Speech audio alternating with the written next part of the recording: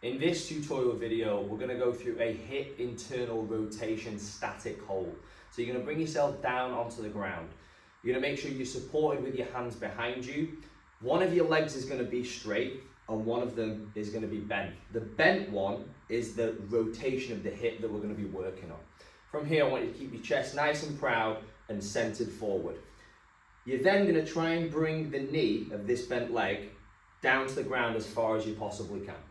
So you're going to rotate it down. Now, at any point on this scale, you'll start to feel a sensation in your glute muscles here on this leg. Let's say you get down to here and it's really, really uncomfortable and you can feel the bite on the glute and you can't get any further. This is where you're going to start to use something like yoga blocks to hold the position. So I now know I can hold in that position without having to spend the whole time really, really stressed to keep it there. And from here, all you're going to do is hold the position for the prescribed amount of time that I have put on the program notes, so make sure you read those.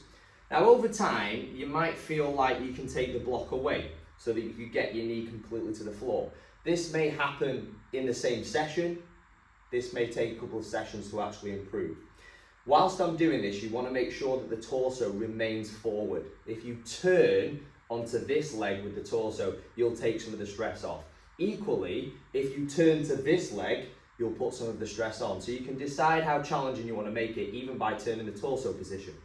Now, if you're someone that is quite talented here, and you've got good ability with your hip internal rotation, you can start to progress by elevating the foot instead of placing the block under the knee, which will make it a lot more challenging. I feel that by considerably more now.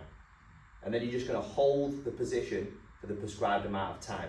Always checking the torso position and making sure that you're well supported with your hands. Now, if you don't have yoga blocks, you could use cushions, you could use a book, anything that you've got at your disposal that allows you to sit in the position comfortably. So that is your hip internal rotation stretch in a held position.